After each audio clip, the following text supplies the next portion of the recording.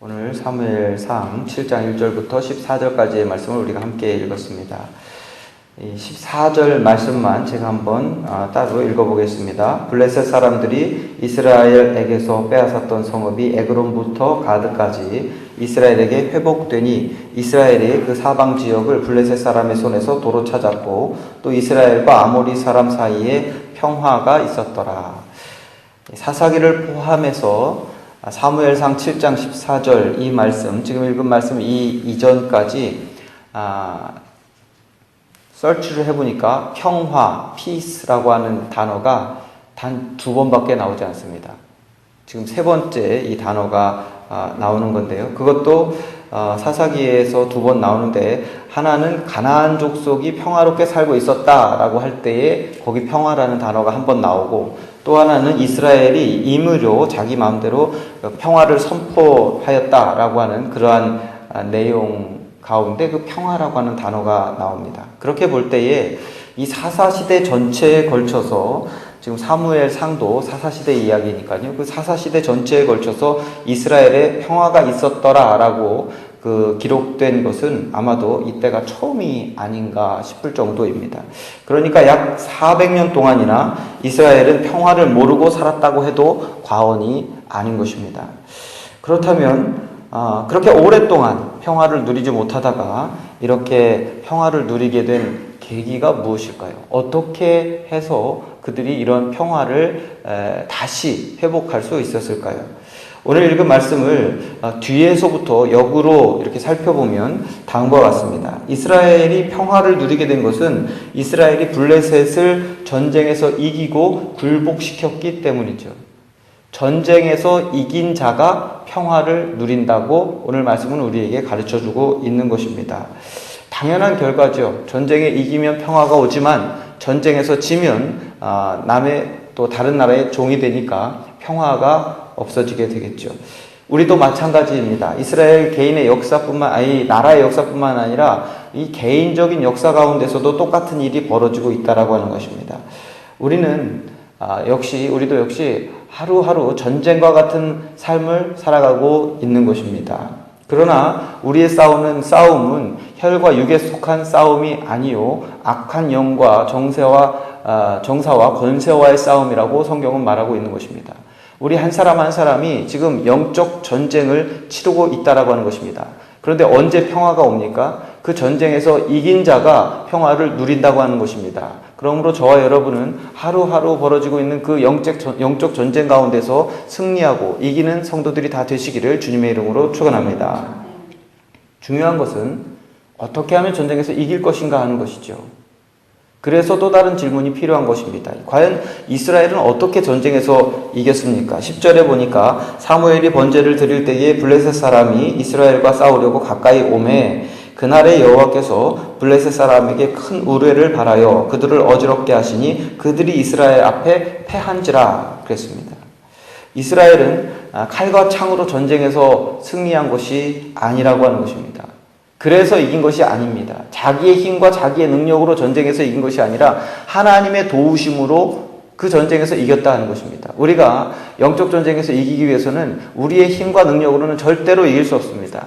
여기 학생들도 있지만 우리가 눈에 보이지 않는 마귀와 싸워서 이길 수 있겠는가 하는 것이죠. 절대로 그것이 마귀가 아니라고 할지라도 눈에 보이지 않는 적과는 싸워서 이길 수가 없는 것입니다. 그러면 어떻게 이길 수 있습니까? 하나님께서 도와주셔야 이길 수 있다라고 하는 것입니다. 하나님 없이는 전쟁 자체가 불가능하다라고 하는 것입니다. 그러면 이스라엘이 어떻게 했길래 하나님께서 도와주셨을까요? 하나님이 도와주셔야 되는데 그냥 아무나 막 도와주시지는 않을 거 아닙니까? 어떻게 해야 하나님께 도움을 받는 사람이 되는가? 이것이 문제인데 9절에 가면 그 이유가 나와 있습니다. 사무엘이 젖 먹는 어린 양 하나를 가져다가 온전한 번제를 여호와께 드리고 이스라엘을 위하여 여호와께 부르짖음에 여호와께서 응답하셨더라. 이렇게 말하고 있습니다. 하나님께서 이스라엘을 그냥 도우신 것이 아니라고 하는 것입니다. 사무엘이 하나님께 부르짖어 기도했기 때문에 하나님이 그 기도를 들으시고 이스라엘을 도와주셨고 그래서 전쟁에서 이겼고 그 후에 평화가 찾아온 것입니다. 이 말씀을 통해서 우리는 부르짖는 기도가 하나님 앞에 드리는 온전한 예배가 평화를 가져온다라고 하는 것을 깨달아야 될 줄로 믿습니다. 그런데 말씀을 더 거슬러 올라가 보면, 오늘 읽은 말씀을 이제 초반으로 가보면 그 전에 한 가지가 더 있는 것을 알 수 있습니다. 1절에서 6절을 보시면 알 수 있는데, 마지막 6절을 보니까 그들이, 즉 이스라엘 백성들이 미스바에 모여 물을 길어 여호와 앞에 붓고 그날 종일 금식하고 거기서 이르되 우리가 여호와께 범죄하였나이다 하니라. 사무엘이 미스바에서 이스라엘 자손을 다스리니라 라고 그렇게 6절에 말하고 있습니다. 기도하기 전에 한 가지 더 할 일이 있다고 했는데요, 사무엘이 하나님께 부르짖어 기도하기 전에 한 일은 바로 이스라엘 백성들이 함께 모여서 회개한 것입니다.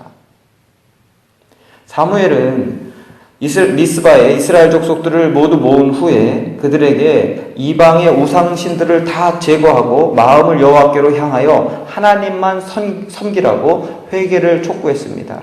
그럴 때에 이스라엘 자손들이 그동안 하나님 앞에 범죄하였음을 하나님 앞에 회개했고, 사무엘의 말대로 우상들을 제거하고 하나님만을 섬기기로 약속했다는 것입니다. 그러니까 이 평화에 대한 이 것을 우리가 역으로 추적해 가다 보면 그 모든 것의 시작에는 바로 회개가 있었다는 것을 우리가 알게 되는 것입니다. 평화는 바로 회개의 열매인 것입니다. 우리가 평화를 누리기 위해서도 이스라엘과 마찬가지의 과정이 필요합니다. 먼저 회개하고, 그리고 하나님 앞에 부르짖어 기도하면 하나님께서 우리를 도와주셔서 마귀와의 영적 전쟁에서 승리하게 되고, 그로 인해서 우리는 평화를 누리게 되는 것입니다. 간혹 성도들 가운데 내가 기도하는데도 불구하고 왜 평화가 없습니까?